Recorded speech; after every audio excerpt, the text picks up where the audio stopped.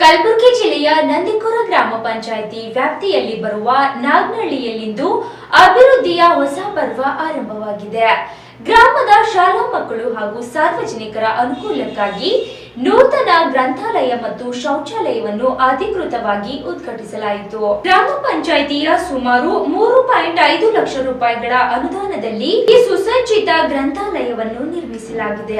ದಕ್ಷಿಣ ಮತಕ್ಷೇತ್ರದ ಶಾಸಕ ಅಲ್ಲಪ್ರಭು ಪಾಟೀಲ್ ರವರು ರಿಬ್ಬನ್ ಕತ್ತರಿಸುವ ಮೂಲಕ ಗ್ರಂಥಾಲಯಕ್ಕೆ ಚಾಲನೆ ನೀಡಿ ನಂತರ ಸಭೆಯನ್ನುದ್ದೇಶಿಸಿ ಮಾತನಾಡಿದರು. ಕಾರ್ಯಕ್ರಮದಲ್ಲಿ ಗ್ರಾಮ ಪಂಚಾಯಿತಿ ಅಧ್ಯಕ್ಷರಾದ ಚಂದು ಪೂಜಾರಿ, ಪಿಡಿಒ ಸಂದೀಪ್ ಗುತ್ತೇದಾರ್, ಉಪಾಧ್ಯಕ್ಷರಾದ ಲಕ್ಷ್ಮೀ ಉಪೇಂದ್ರ ವರ್ಮಾ ಹಾಗೂ ಪಂಚಾಯಿತಿಯ ಹಾಲಿ ಮತ್ತು ಮಾಜಿ ಸದಸ್ಯರು, ತಾಲೂಕು ಪಂಚಾಯಿತಿ ಮಾಜಿ ಸದಸ್ಯರು, ಊರಿನ ಗಣ್ಯರು, ಸಾರ್ವಜನಿಕರು ಹಾಗೂ ಶಾಲೆಯ ಮುದ್ದು ಮಕ್ಕಳು ಉತ್ಸಾಹದಿಂದ ಪಾಲ್ಗೊಂಡಿದ್ದರು. ದಿನೇಶ್ ದೊಡ್ಮನಿ ಕಾರ್ಯಕ್ರಮದ ನಿರೂಪಣೆ ಮಾಡಿದರು. Bureau report Chandrashekhar, Kalaburagi.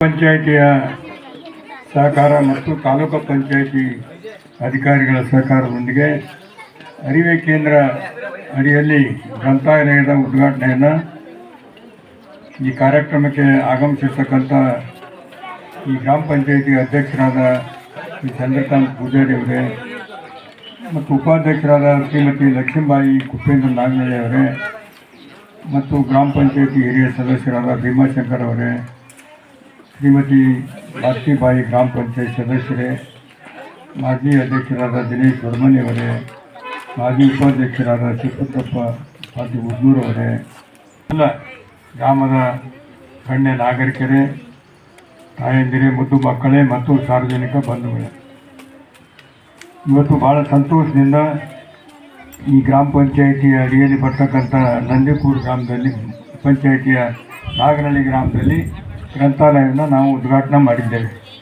ಗ್ರಂಥಾಲಯ ಅತಿ ಅವಶ್ಯಕವಾಗಿ ಬೇಕಾಗಿರ್ತಕ್ಕಂಥ ಜನರಿಗೆ ಜ್ಞಾನ ಕೊಡ್ತಕ್ಕಂಥದ್ದು, ಅರಿವು ಮೂಡಿಸ್ತಕ್ಕಂಥದ್ದು, ಜಗತ್ತಿನ ಮತ್ತು ದೇಶದ, ನಮ್ಮ ತಾಲೂಕಿನ, ಜಿಲ್ಲೆಯ ಎಲ್ಲ ವಿಚಾರಗಳನ್ನು ಕೂಡ ಸಾರ್ವಜನಿಕ ಜನರಲ್ ನಾಲೆಜ್ ಕೊಡ್ತಕ್ಕಂಥ ಒಂದು ಮಂದಿರ.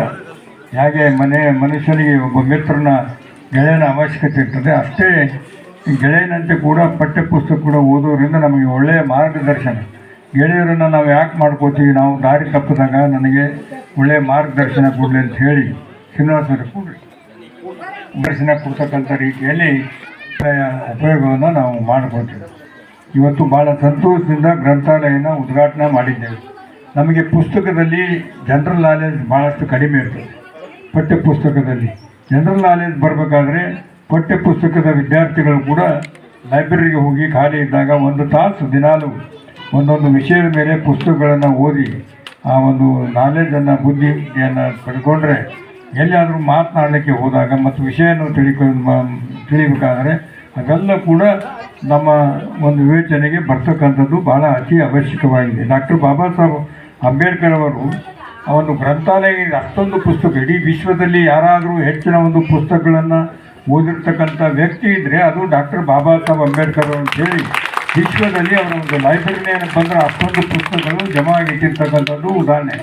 ಆದ ಕಾರಣ ಅಂಥ ಒಂದು ಉನ್ನತ ಮಟ್ಟಕ್ಕೆ ಹೋಗಿರ್ತಕ್ಕಂಥದ್ದು ಪುಸ್ತಕಗಳ ಅಭ್ಯಾಸದಿಂದ, ಹೆಚ್ಚಿನ ಒಂದು ವಿದ್ಯಾಭ್ಯಾಸದಿಂದ ಆ ಮಟ್ಟಕ್ಕೆ ಏರ್ತಕ್ಕಂಥ ಅವಕಾಶ ಸಿಕ್ತು. ಕಾರಣ ತಾವುಗಳು ಕೂಡ ಇಲ್ಲಿ ಶುದ್ಧ ಕುಡಿಯುವ ನೀರಿನ ಘಟಕ ಇದೆ, ಶೌಚಾಲಯದ ವ್ಯವಸ್ಥೆ ಇದೆ, ಪುಸ್ತಕ ಇದೆ ಮತ್ತು ಶಾಲಾ ಮಕ್ಕಳಿಗೆ ಏನಪ್ಪ ಅಂದ್ರೆ ಈ ಕೂಸಿನ ಮನೆ ಕೂಡ ಏನಪ್ಪ ಅಂದ್ರೆ ಇದೆ, ಅಂಗನವಾಡಿ ಕೇಂದ್ರ ಇದೆ. ಇದರಲ್ಲಿ ಆ ಪಾಡಿಗೆ ಅವ್ರು ಹೋದಾಗ ಸಾಯಂಕಾಲ ಯಾರೂ ಇಲ್ಲದೆ ಇದ್ದ ಹೊತ್ತಿನಾಗ ಬೆಳಗ್ಗೆ ಅಥವಾ ಶಾಲೆ ಪ್ರಾರಂಭ ಆಗಿದ್ದ ಮುಂಚೆ ಗ್ರಾಮಸ್ಥರು ಮತ್ತು ವಿದ್ಯಾರ್ಥಿಗಳು, ಬರೀ ವಿದ್ಯಾರ್ಥಿಗಳಂತಲ್ಲ ಗ್ರಾಮಸ್ಥರು ಕೂಡ ಇದರ ಲಾಭವನ್ನು ಪಡೆದುಕೊಳ್ಬೇಕಂತ ಹೇಳಿ ಇದು ಎಲ್ಲರಿಗೆ ಏನಪ್ಪ ಹುಡುಗರ ಸಲಿಗೆ ಅಲ್ಲ, ಲೈಬ್ರರಿ ನಮಗೇನು ಸಂಬಂಧ ಅಂತ ಯಾರು ಬೇಕಾದವ್ರನ್ನು ಕೂಡ ಬಂದು ಮತ್ತು ಡೈಲಿ ಜನರಲ್ ನಾಲೆಜ್ ಬರಲಿ ಪತ್ರಿಕೆ ಕೂಡ ತಂದಿಡ್ತಾರೆ. ಪತ್ರಿಕೆ ಇರ್ತಲ್ಲ, ಪೇಪರ್ ಏನಪ್ಪ ಅಂದ್ರೆ ದಿನನಿತ್ಯ ನಡೀತಕ್ಕಂಥದ್ದು.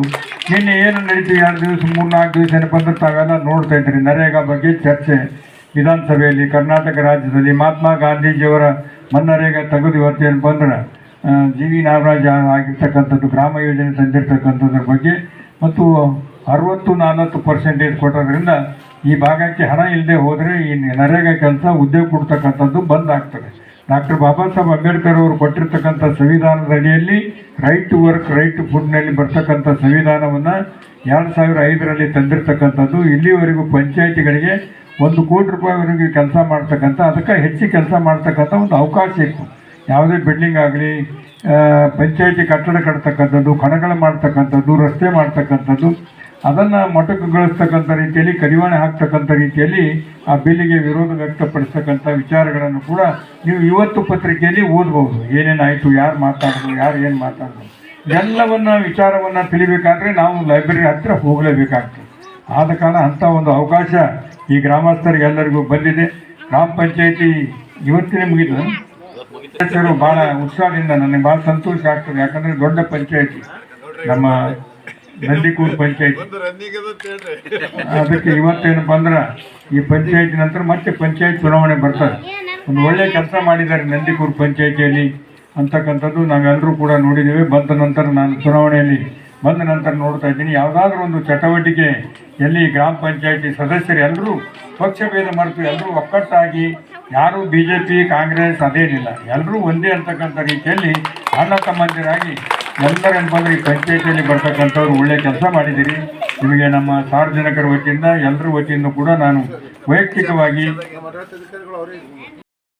ಅಧ್ಯಕ್ಷರು, ಉಪಾಧ್ಯಕ್ಷರು, ಎಲ್ಲ ಸದಸ್ಯರು ಕೂಡ ಚೆನ್ನಾಗಿ ಕೆಲಸ ಮಾಡಿ ಹೊಂದಾಣಿಕೆಯಿಂದ, ಮತ್ತು PDO ಅವ್ರ ಬಗ್ಗೆ ಭಾಳ, ಸೆಕ್ರೆಟರಿ ಬಗ್ಗೆ, PDO ಬಗ್ಗೆ ಒಮ್ಮತದ ಅಭಿಪ್ರಾಯ ಮೂಡ್ತಕ್ಕಂಥ ಯಾವುದಾದ್ರೂ ಪಂಚಾಯತ್ ಇದ್ದರೆ ನನ್ನ ಮತಕ್ಷೇತ್ರದಲ್ಲಿ ನಂದಿಕೂರ ಗ್ರಾಮ ಪಂಚಾಯಿತಿ ಅಂತಕ್ಕಂಥದ್ದು ಭಾಳ ಹೆಮ್ಮೆಯಿಂದ ಹೇಳ್ಕೊಳ್ಳಿಕ್ಕೆ ನನಗೆ ಹೆಮ್ಮೆ ಅನ್ನಿಸ್ತದೆ. ನಿಮಗೆಲ್ಲರಿಗೂ ಒಳ್ಳೆಯದಾಗಲಿ, ಇದರ ಲಾಭವನ್ನು ಎಲ್ಲರೂ ಪಡೆದುಕೊಳ್ಬೇಕಂತ ಹೇಳಿ ನನ್ನ ಮಾತನ್ನು ಮುಗಿಸ್ತೀನಿ. ಜೈ ಜೈ ಕನ್ನಡ.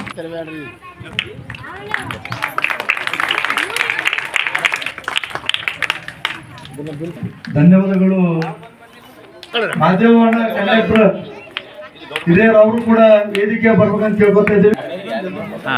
ನಮ್ಮ ಸೀತೂರಿನ ವೇದಿಕೆ ಬರ್ಬೇಕು.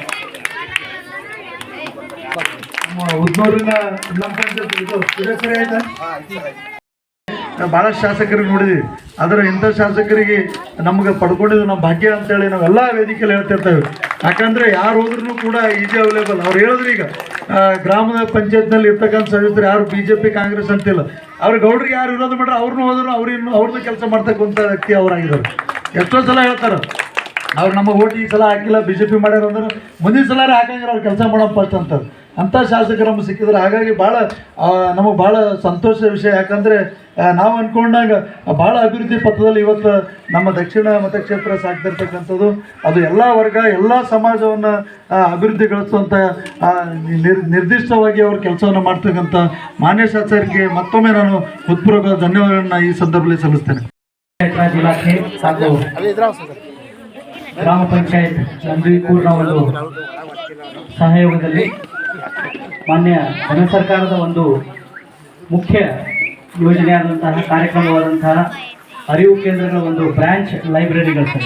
ಒಂದು ಮುಖ್ಯವಾಗಿ ಗ್ರಾಮ ಪಂಚಾಯತಿಗಳಿಗೆ ಒಂದು ಲೈಬ್ರರಿ ಇರುತ್ತೆ ನೋಡಿ, ಅದರ ಒಂದು ಅಡಿಯಲ್ಲಿ ಬ್ರಾಂಚ್ ಲೈಬ್ರರಿಗಳನ್ನು ಒಂದು ನಿರ್ಮಾಣ ಮಾಡುವ ನಿಟ್ಟಿನಲ್ಲಿ ಸರ್ಕಾರ ಒಂದು ಆದೇಶ ಮಾಡಿತ್ತು. ಈ ಒಂದು ಕಾರ್ಯಕ್ರಮಕ್ಕೆ ಉದ್ಘಾಟನೆಗಾಗಿ ಆಗಮಿಸಿರುವಂತಹ ನಿಮ್ಮೆಲ್ಲರ ನೆಚ್ಚಿನ ನಾಯಕರು ಹಾಗೂ ಪ್ರತಿಯೊಂದು ವಿಷಯಗಳಲ್ಲೂ ಕೂಡ ತಮ್ಮದೇ ಆದಂತಹ ಒಂದು ವರ್ಚಸ್ಸಿನ ಮೂಲಕ ಅಭಿವೃದ್ಧಿಯ ಹರಿಕಾರರಂತ ಕರಿಬೋದು ನಿಮ್ಮೆಲ್ಲರ ನೆಚ್ಚಿನ ನಾಯಕರು ಮಾನ್ಯ ಶ್ರೀ ಅಲ್ಲಂಪ ಪಾಟೀಲ್ ಸಾಹೇಬ್ರೆ. ಅದೇ ರೀತಿ ನಮ್ಮೊಂದು ಹೆಸರು ಬದಲಾವಣೆ ಮಾಡಿರೋದು ಗ್ರಂಥಾಲಯಗಳಿಗೆ.